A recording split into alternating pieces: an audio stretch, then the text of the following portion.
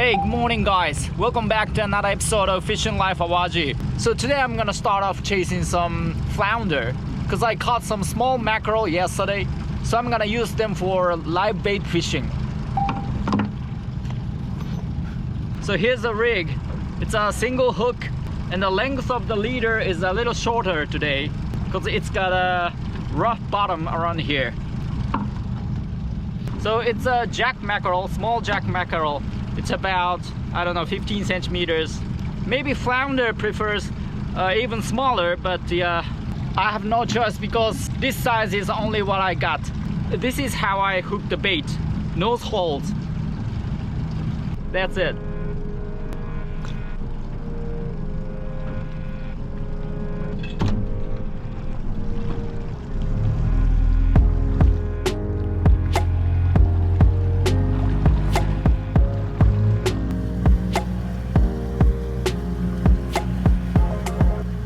You see some 3-meter rocks underneath and some big fish at the foot of the rock, chasing the small bait above.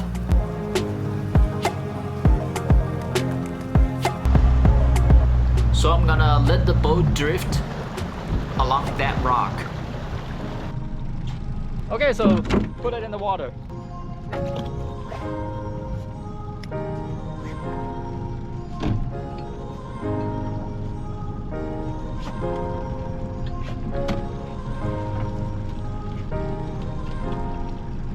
So the boat is drifting from north to south and there are some huge rocks underneath. It's about, I don't know, 3 meters to 5 meter rocks. So gotta be careful of getting snagged.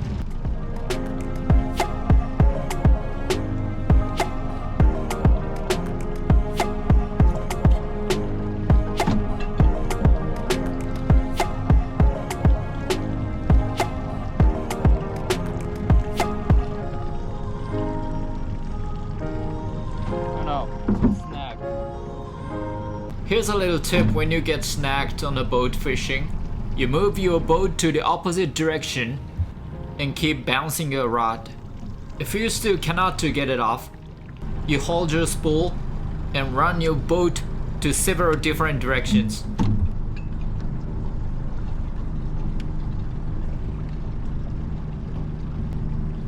And I lost it this time.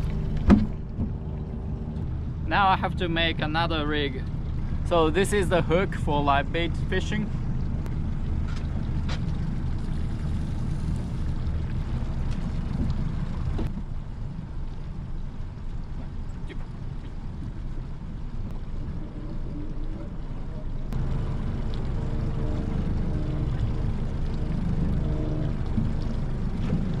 So let's pick up another bait, small one. This one looks good.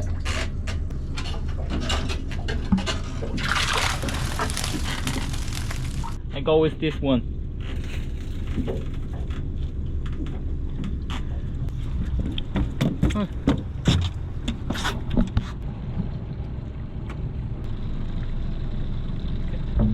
Nose holes.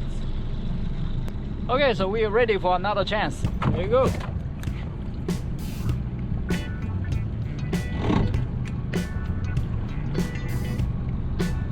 I want to let the boat drift about 0.5 knot or 0.6 knot so that the flounder will be able to catch up. Another rock. I can feel it. Ooh, it's scary. Scary. Now it's 13 meters deep. It's quite shallow here compared with other spots I usually fish. 13 meters, by the way, is around 40 feet.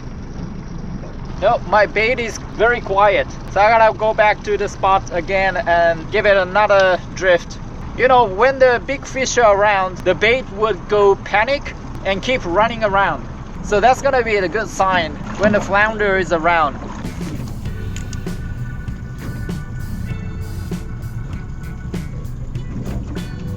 All right. Ready? Ah, no! It came off! Came off! There was a flounder. That was a little too early.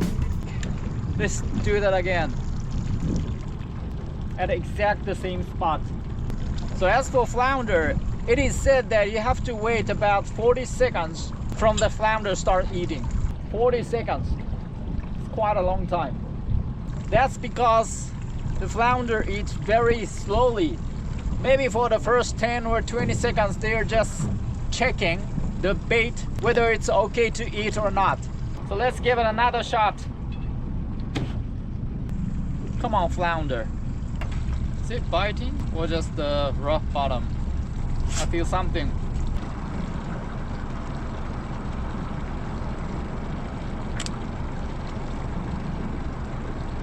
It's quite heavy. It's quite heavy. Quite heavy, right? What's going on? What's going on? Is it just snagged or what? Snagged or what? Alright. Wait. I'll wait this time. I'm not gonna hook. I'll wait this time. Wait. Okay? Maybe okay? Is that okay? Are you ready?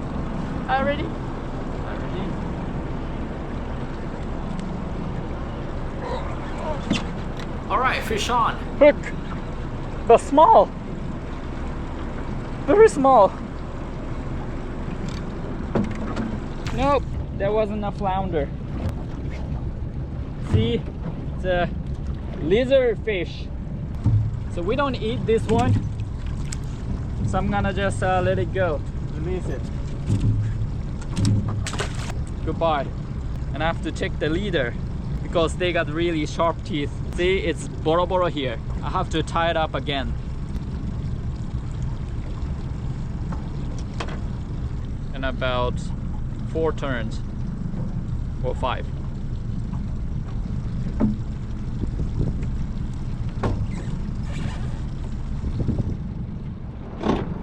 Guys, look at the tip of the rod. It's shaking. Okay, something is biting. Something is biting. For sure. Alright.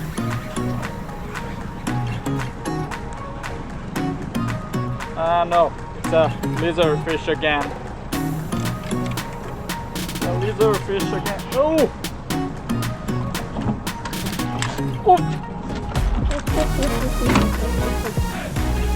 Shoot, what's this? Oh! Seabass! Seabass! Not the flounder with sea. Okay, come on! Seabass! Huge seabass! Huge! What? Here. Oh. All right. Huge sea bass. Not the flounder, but it's okay.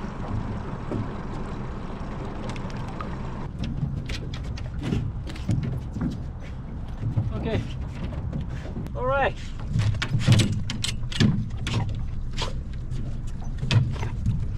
Nana is so excited to see the fish. Huge sea bass. Okay, so now I'm gonna fillet this up. The scales are not very hard. It's quite easy to come off. Separate the gills. Cut the belly skin from the butt to take out the guts.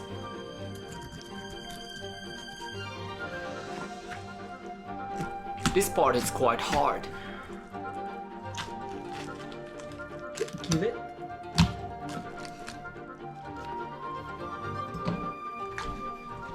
Take out the gills and guts and clean up the bloodline. Now the fish is completely cleaned. Now start filleting up. First, cut off the head from the body. Cut along the pectoral fins for both sides. And finally cut off the spine. It's quite easy to cut it off if you can find the joint. You can just cut off the joint. To fillet the fish, you just cut the skin first, and then go deeper and deeper along the bones. Then you finally hit the spine.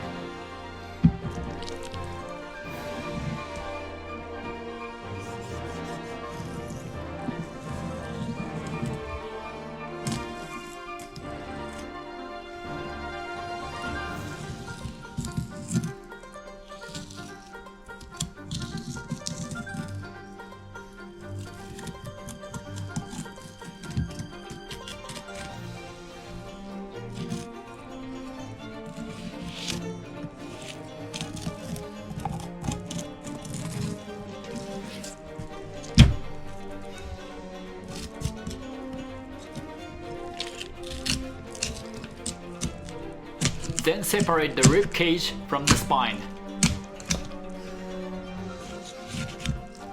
Now the fish is filleted. And do the same thing to the other side.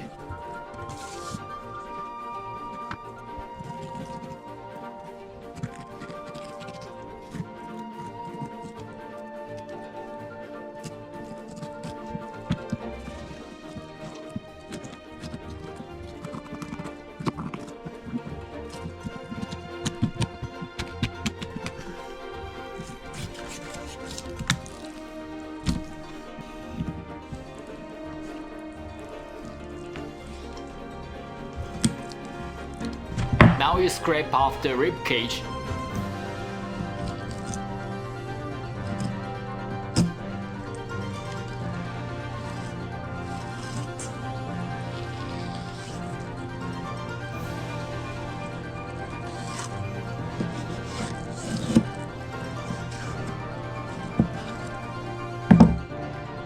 So I cut it into 2 pieces today. One for sashimi and the other for grill.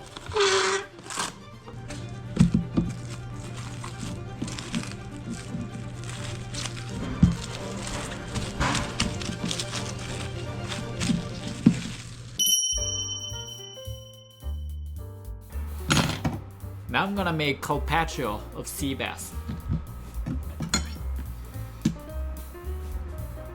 So as for sea bass, you can see the line along its back and the meat can be separated easily. So I like to cut it into 3 pieces: back, center, and the belly.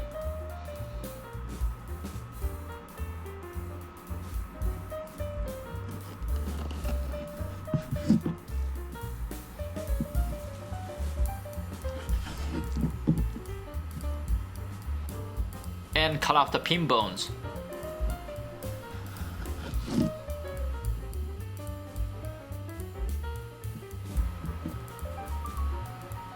Now you peel off the skin.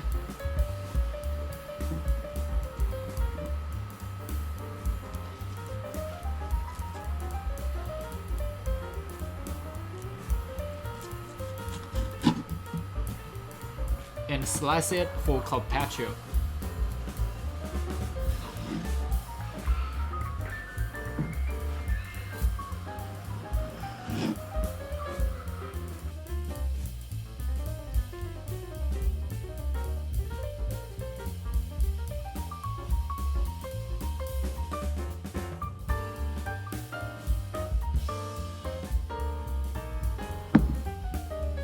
Basil, salt, and olive oil.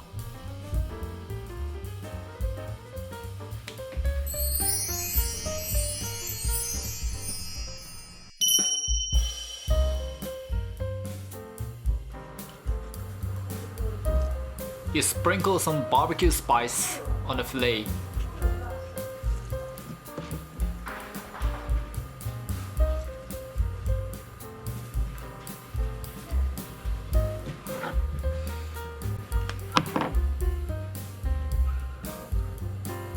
Carve some lines on the skin to prevent from being bent over when it's grilled.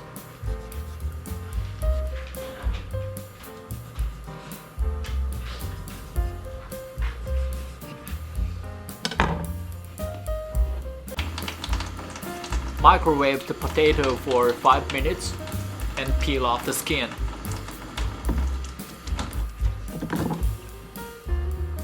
Cut it into bite-sized pieces.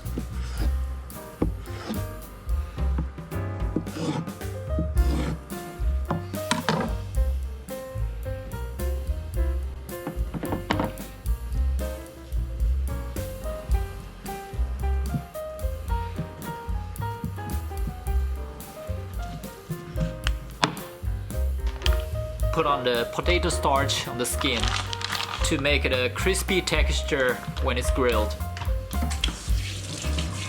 Now it's time to grill with butter. Brown the skin first.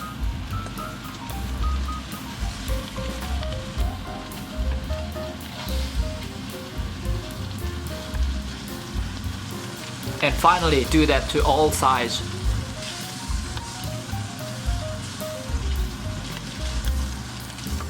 Take them out from the pan. Now it's a turn for vegetables. And add some sake to steam it.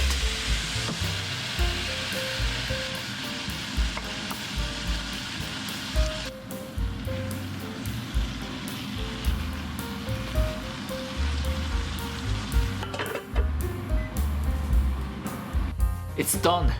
Grilled sea bass. Meat is tender and juicy, and the skin is crispy. It tastes good and sweet,